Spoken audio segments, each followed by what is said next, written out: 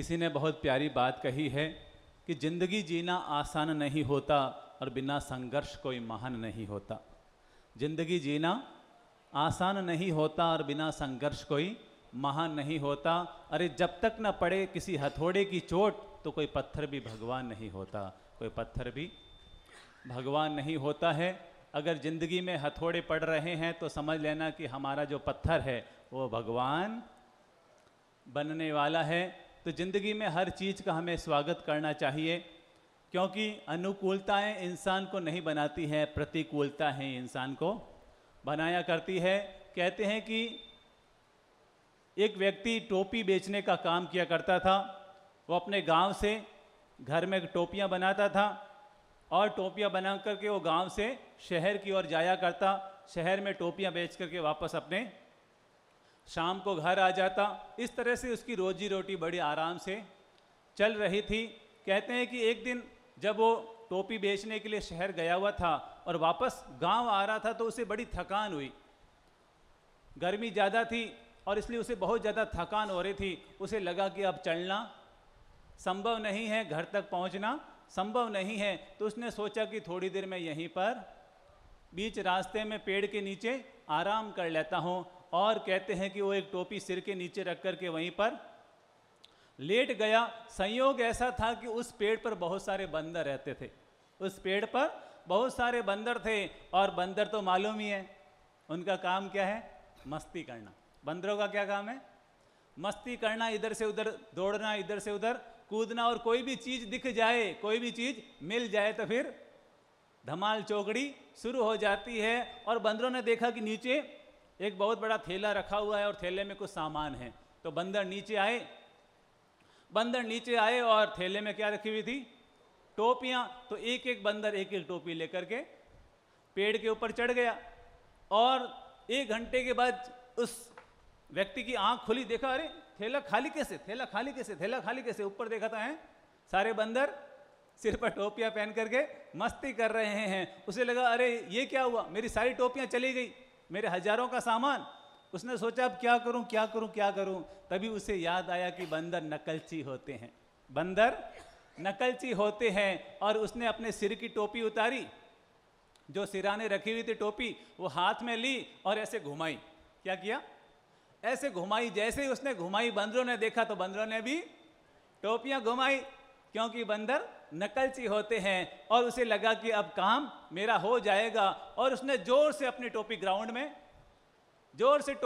फेंक दी। तो सारे बंदरों ने भी टोपियां ग्राउंड में फेंक दी और उसने सारी टोपियां इकट्ठा की और वो मस्ती से अपने टोपियां लेकर के घर पहुंच गया। और जब वो घर पहुंचा तो उसका एक बेटा था, 8 साल का बेटा। और ये घटना उसने अपने बेटे को सुनाई कि बेटा हो सकता है कि तू भी बड़ा होकर के यही काम करे।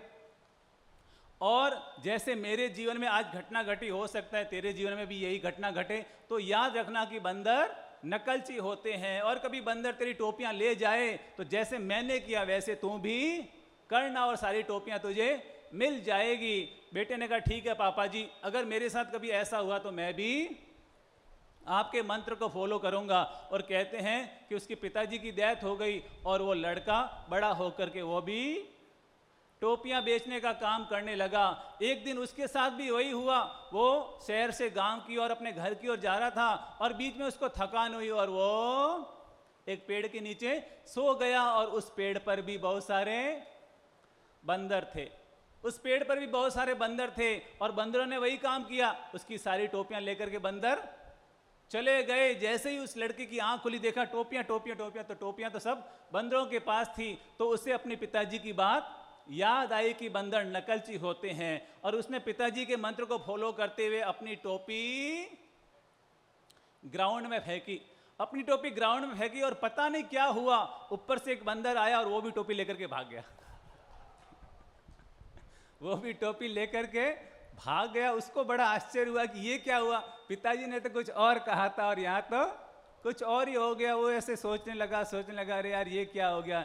एक टोपी बची थी वो भी साली चली गई, एक टोपी थी वो भी चली गई। वो बड़ा चिंतित, बड़ा उदास, बड़ा दुखी। और पता नहीं 2 मिनट के बाद जो बंदर टोपी लेकर के गया था वो वापस नीचे आया और उसके गाल पर एक जोर से चांटा मारा, सड़ाक। वो एकदम हिल गया। अरे बंदर का चांटा बड़ा भारी होता है और उसका पूरा गाल लाल लाल लाल हो गया। वो बंदर को देखे जा रहा, देखे जा रहा, देखे जा रहा, ये क्या, ये क्या, ये क्या। तब बंदर ने कहा, अरे मेरे प्यारे भाई, याद रखना, तुझे क्या पता कि ये कहानी तेरे पापा ने तुझे सुनाई थी। तुझे ये नहीं पता कि ये कहानी तेरे पापा ने तुझे सुनाई थी। हमारे पापा ने भी हमें ये कहानी सुनाई थी। हमारे पापा ने भी हमें ये कहानी सुनाई थी कि बंदर नकलची होते हैं, इसलिए आगे से कभी नकल मत करना। और जैसे ही उसे ये बात सुनी कि उसकी दिमाग की खिड़कियां खुल गई, उसकी दिमाग की खिड़कियां खुल गई। अरे यार ये क्या हुआ।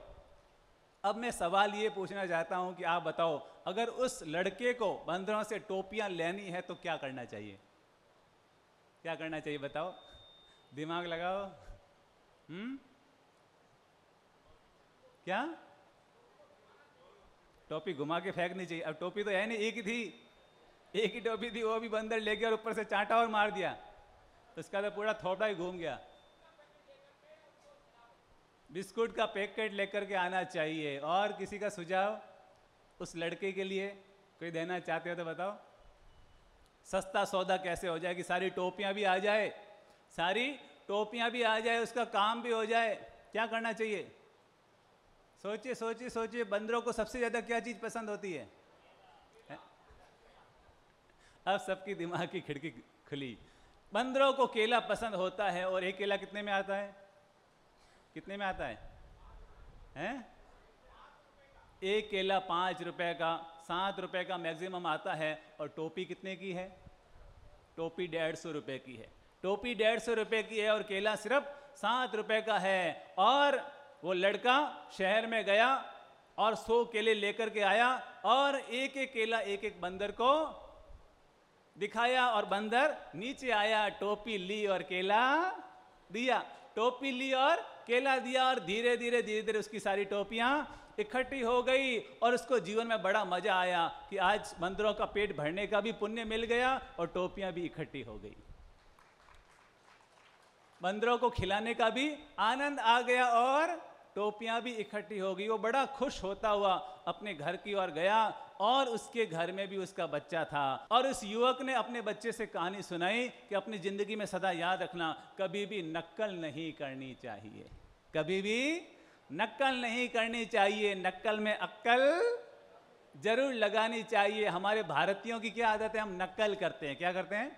नकल करते हैं। किसी की अच्छी बात सुनी तो हम नकल करेंगे, किसी का अच्छा प्रोडक्ट दिखा तो हम उसकी नकल करेंगे, किसी की हमने कहानी सुनी तो हम भी उसकी नकल करेंगे। नकल भले ही करो, चल जाएगा, पर नकल में अपनी ओर से भी थोड़ी अक्कल जरूर लगाओ। एज इट इज माल मत परोसिए किसी को। एज इट इज किसी और का माल लिया और हमने एज इट इज दूसरे को परोस दिया, ऐसा नहीं। परमात्मा ने हमें दिमाग दिया है, अक्कल दी है, दिमाग दिया है, तो उस दिमाग का उपयोग कीजिए। अगर हम उस दिमाग का उपयोग करेंगे, सदुपयोग करेंगे, तो हम नक्कल में भी अक्कल लगाने में सफल हो जाएंगे। और जो इंसान नक्कल में अक्कल लगाता है, मानकर चलिए वही दुनिया में एक दिन समृद्धिशाली और अमीर बना करता है। तो हम अपने जीवन में अपनी अक्कल का हमेशा सदुपयोग करें, ऐसी मंगल भावना और शुभकामना। Thank you, thank you, thank you.